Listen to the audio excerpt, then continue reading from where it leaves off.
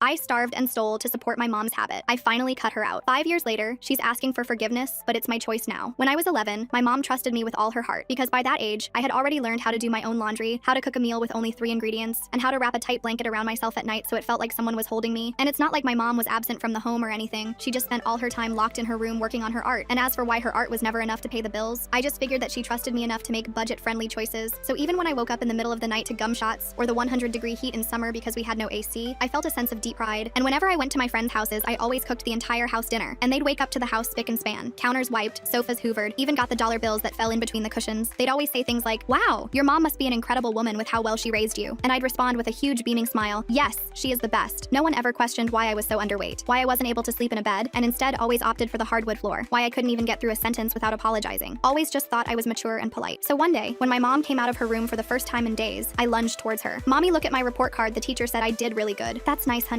she said with a sigh, her tobacco breath burning my nostrils. "Can you tell mommy what day it is?" "Wednesday." I thought if I could make myself seem cheery enough, then she would finally love me in the way I wanted. Until suddenly, she started thrashing around the place and punched a hole in the drywall. Fuck, fuck, fuck, fuck. I thought it was effing Thursday. I thought the payout was today. When I walked up to her, she lifted her fist as if she was about to take her anger out on me. So I made sure to speak really quickly. "Mom, I have $20. Immediately, her face softened. "Honey, you are the kindest, most mature girl a mother could ever ask for." But I didn't have time to savor the moment, because as soon as she snatched it from my hand, she walked over to the store to buy art supplies, came home, and went back to working on her art. Now you may be wondering where I got the $20 from. Well, there was this rich kid at school who always had lunch money. He was mean to everyone anyway, spitting on kids that looked poor. I started to keep a mental record of who I could take from and when. All for those brief moments when mom would emerge, needing another $20, another $40, another fix of her art supplies. And like all preteens breaking the law, I got cocky. And after just 3 months, Ms. Lee caught me. I already knew what was going down when she called me into her office. I thought she was going to call the police or at least scream at me, but no. Instead, she asked me questions. Not an interrogation, more like making conversation. Her, "What's your favorite food?" Me, "Rice with ketchup." Her, "What do you and your mom like to do for fun together?" Me, "Sometimes the day after she gets her government check and she does art in her room, I sit by the crack in her door and talk about my day." Her, "What time do you go to sleep at?" Me, "At 2 a.m. when my mom goes quiet." The entire time I had a smile on my face, just happy to talk to an adult that cared about me. But when I looked up, I saw it. Her eyes filled with tears. She told me to wait there while she went to go get someone, and handed me a Nintendo Switch to keep me occupied. And 2 hours later, I heard a knock on the door. It wasn't just Ms. Lee, because it was Ms. Lee with 2 police officers and a lady in a suit who said she was from Family Services. They all had the same look, like they were trying to smile but couldn't quite manage it. "Sweetie, we're going to take a ride to your house," the lady said. "We need to check on your mom." I began hyperventilating. "No, she's working on her art. She needs quiet," I yelled with full confidence, but they were already walking me to the car. When we got there, my mom didn't answer the door. The police said they needed to do a wellness check. I begged them not to break her concentration, but they opened the door anyway, because my mom always insisted on keeping it unlocked. I was the one to knock on my mom's door. "Mom, there are people here." When she didn't respond, I begged them to leave her alone, but they wouldn't. And within seconds, the policeman had opened the door himself. What I saw made my jaw drop so hard I thought my face was about to split. No article, no easels, no paint supplies, just my mom sitting in the middle of the room with a metal spoon and powder. Black mold covered the walls. You couldn't even see the floor past the flood of cigarette butts. I was ready to beg the lady to take me away. The social worker lady put her hand on my shoulder. I flinched hard. She told me her name was Victoria, and that everything was going to be okay. The police officers went into the room while I stood frozen in the hallway. My mom started screaming at them to get out. She threw things. I heard glass breaking. Victoria pulled me back towards the living room and told me to sit on our broken couch. I couldn't stop shaking. The police came out after what felt like forever. They had my mom in handcuffs. She was crying and yelling my name. I wanted to run to her, but Victoria held me back. My mom kept saying she was sorry and that she loved me. Then they took her away in the police car. I watched from the window as the lights disappeared down our street. Victoria sat next to me and explained that I would need to stay somewhere else for a while. She asked if I had any family nearby. I told her about my Aunt Sarah who lived 2 towns over. We hadn't talked to her in years because my mom said she was mean and judgmental. Victoria made some phone calls. I packed a garbage bag with my clothes. I didn't have much. 3 shirts, 2 pairs of pants, some underwear. Victoria helped me gather my school stuff. She found my report card on the floor where my mom had dropped it. All A's except for 1 B in math. She told me I should be proud of myself. We drove for about an hour to get to Aunt Sarah's house. It was huge compared to our apartment. 2 stories with a real yard and everything. Aunt Sarah opened the door before we even knocked. She looked just like my mom but healthier. Her hair was clean and she wore normal clothes. She hugged me so tight I couldn't breathe. Victoria explained the situation while I sat on a real couch with actual cushions. Aunt Sarah kept wiping her eyes. She said she had been trying to get custody of me for years, but my mom wouldn't let her near us. I didn't know that. Victoria left after making sure I was settled. Aunt Sarah showed me to a bedroom, a real bedroom with a bed and sheets and a closet. She said it was mine now. I didn't know what to do. I just stood there staring at the bed. She asked if I was hungry, and I said no, even though my stomach was growling. She made me a sandwich anyway, turkey with cheese and lettuce. I ate it so fast I almost threw up. That first night I slept on the floor out of habit. Aunt Sarah found me there in the morning and cried. She helped me back into the bed and tucked me in. I stayed there for 3 days straight, only got up to use the bathroom. She brought me food and water, never pushed me to talk. On the 4th day, I finally came downstairs. She was making pancakes, real ones from scratch, not the frozen frozen kind. She asked if I wanted to help, and I nodded. We cooked together in silence. The pancakes were perfect, fluffy and golden. I ate 6 of them. She didn't say anything about it, just smiled and made more. After breakfast, she asked if I wanted to go shopping for clothes. I said I didn't have any money. She said that was her job now. We went to Target, and she let me pick out whatever I wanted. I kept checking the price tags until she told me to stop worrying about it. I got new jeans, shirts that actually fit, a winter coat, and shoes without holes. She even bought me pajamas, real ones with matching tops and bottoms.